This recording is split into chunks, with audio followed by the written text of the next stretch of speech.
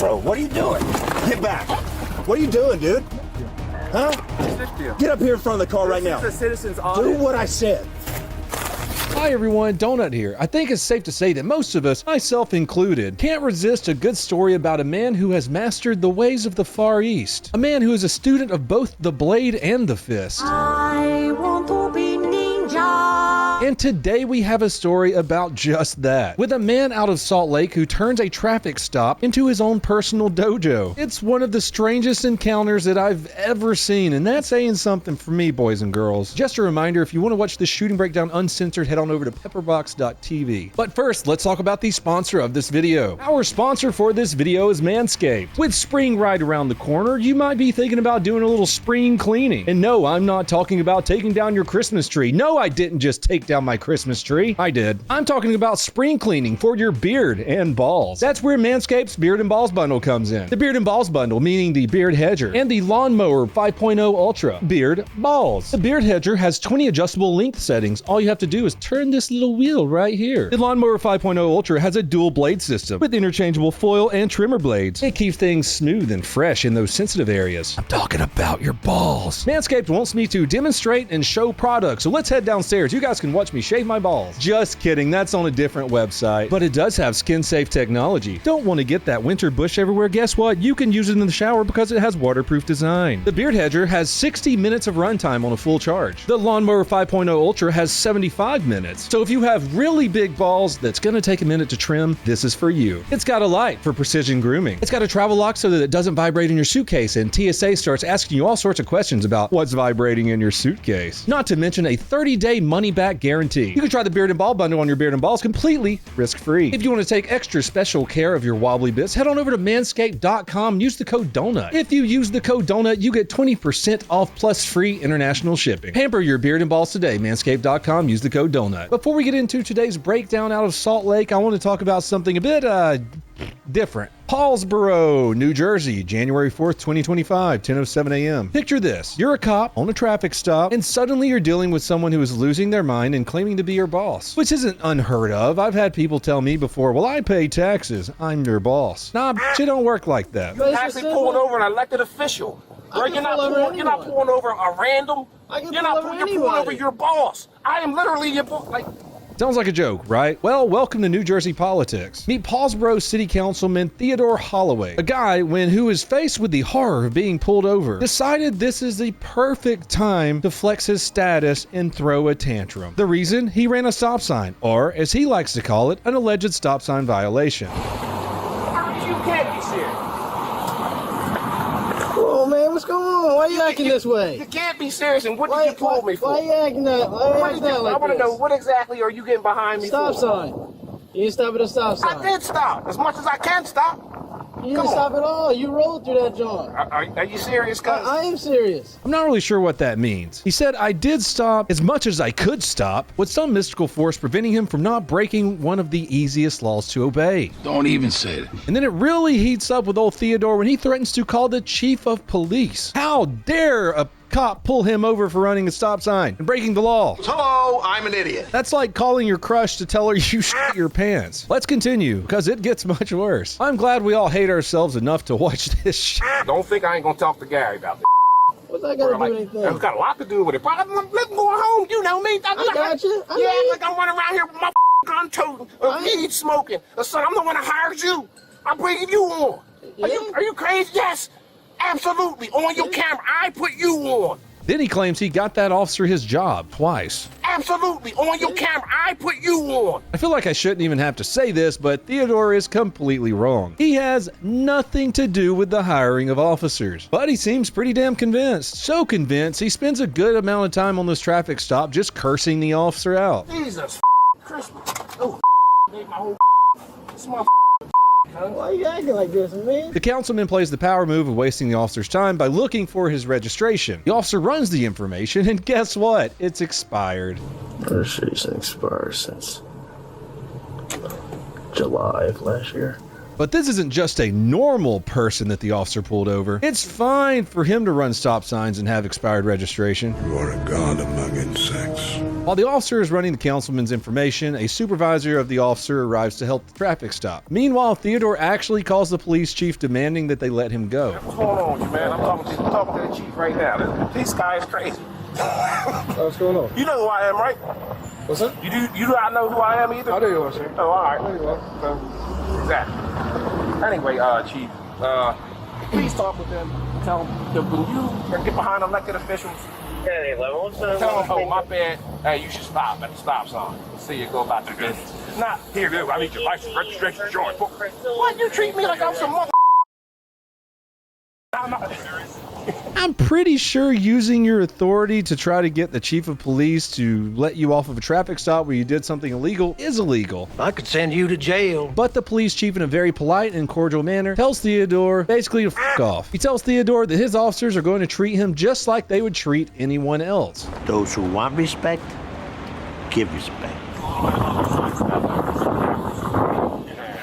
There's no way how they would handle a normal thing because if somebody gets a hold of them, then they should recommend to treat with you because you're a professional. Yeah. I'll have a conversation with them. Yeah, thank you, man. I appreciate that. All right. If anything happens, let me know.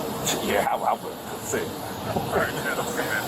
And right here is where our dude just finally reaches the laughing point of his insanity. Just finding all this incredibly funny. But he thinks maybe there's another thing I can say to them to let me go. He goes right back to his entitled bullshit and claims that the officers are wasting taxpayers' money. If I was like this on the cell phone, smoking weed out the car, absolutely pull me over.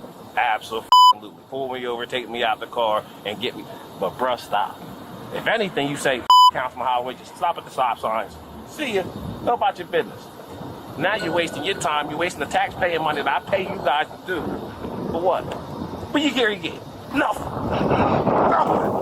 Which I find hilarious because Theodore is actually the one doing that. Not just by obvious reasons, but because he has the balls to claim a salary from taxpayers. I mean, if this is how he acts when he knows that he's being recorded by police officers, how the hell does he act when there's no cameras around? You don't want to know. Anyways, there have been calls for Theodore's resignation, but as of the making of this video, I haven't seen anything about that. If you guys see anything about it, let me know in the comments. And now over to Mountain Dew territory for our main video. I mean, Salt Lake City, Utah. Salt Lake City, Utah, January 9th, 2025. A Salt Lake police officers conducting a simple traffic stop a little bit before 2 a.m.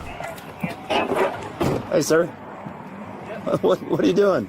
Just testing it out. We got the vehicle. They bought it. Have a seat in your car. Oh, okay. Appreciate it. Sorry. Oh, you're good. Have a seat, though. I didn't know you took Is it this off. your car? Yeah, it's mine. Right here. Billy bought it. Hey, so I'm stopping you. I'm Officer Peyton, Salt Lake City Police. Yeah, I know. I'm stopping you because you didn't signal when you turned in right here. The front headlight I found out is the bulb had fallen out just a minute ago, and I was at Maverick. I found that out from the other officer, and that's why I was heading back to the house. After grabbing the guy's info, the officer returns to his patrol car to run, normal checks. Registration good? Is your insurance good? You got any warrants? Whatever. Cop's just sitting there with a civilian beside him as a ride-along. When out of nowhere, a random dude that has nothing to do with the traffic stop strolls up to the car. It's whiter. Bro, what are you doing? Get back. What are you doing, dude? If you're an officer, this is already sketchy. You don't want random people walking up on your traffic stop. Officers have been ambushed in the past like this. Plus, not only do you have to worry about the person you just pulled over, now you have to worry about another angle. Well, this guy that walked up just decides to insert himself into the situation. You might be thinking, yeah, this happens all the time, so what? Which it does, but most of the time you can say, hey, get off my traffic stop before you get arrested too, and they'll walk away. You guys remember the shooting breakdown that I did where the officer is on a simple traffic stop, another dude pulls up and jumps out of his car with a hatchet and runs at the officer from like 10 feet away? In some states like Florida, this has become a big issue, so much that they are passing laws to increase penalties on people who interfere with an officer in this manner. You can look the article up, but for instance, Governor DeSantis signs legislation to protect Florida's law enforcement officers. To summarize it, it's exactly what I just said. If you harass an officer on duty, there could be some severe penalties for you. Sweet. Something like that. I wish every state would do to protect our officers just a little bit more, especially places like New York. The language is foul against 4 police officers who'd responded to a call about a dispute. Hell, I even did a video recently out of Michigan where some officers were trying to keep a kid safe, keep someone from harming the kid, and dudes start fighting the officers.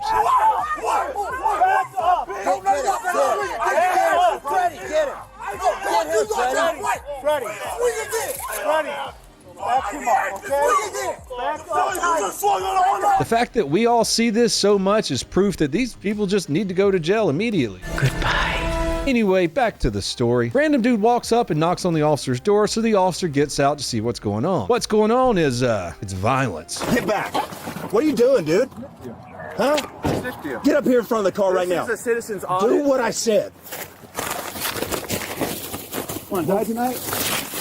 What the f are you talking about? The guy straight up attacks the officer while making death threats. Want to die tonight? Which is kind of on par for this suspect. He's a little well known in this community. He's the same guy who attacked random people in a church as Sunday service was in progress. Man taken into custody for alleged assaults at Cathedral of Madeleine. This happened just last May. How he's out, I have no idea. Maybe America should bring asylums back. I made some reservations. Things get even crazier after this. What are you doing? This is not illegal. Motor 925 fighting. You better get away from me right now. What? I sniffed you. 785 South, 785 West 400 South. Give me it back. What did he just say? I sniffed you. Pretty clear this dude is out of his f***ing mind, which unfortunately escalates into violence against the officer. You better get on the ground. Add the car handle. Get on the f***ing ground. Who are you? You better get on the f***ing ground, dude. That's my possession. Beat it. Bro, I'm not. That's right. What did I do? I sniffed you. What's your name? Yeah. What's your name? This is a palm. It's a tool. What I got it. And here we enter the ninja. What the f? Bro, get the.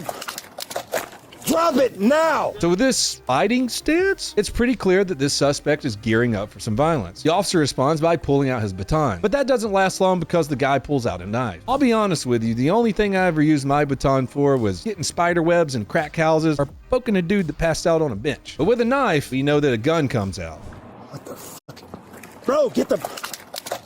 Drop it now! Drop it! Fucking drop it!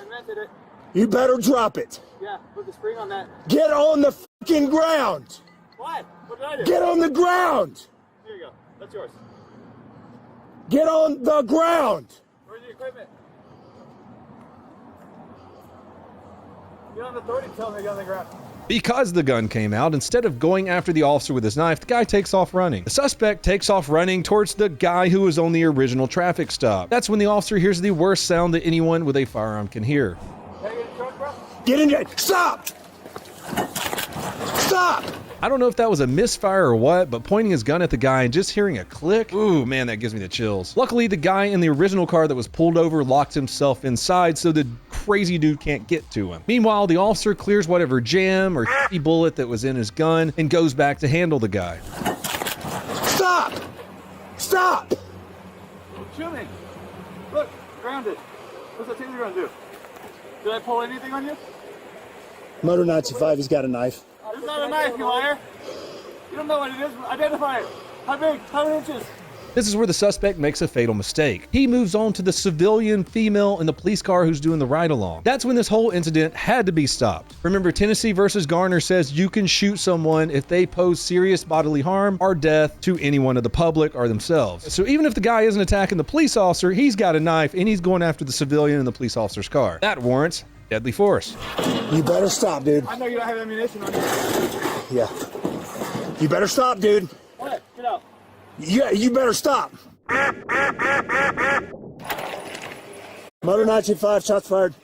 Stay the f down. How many got left? Stay down. Thank you.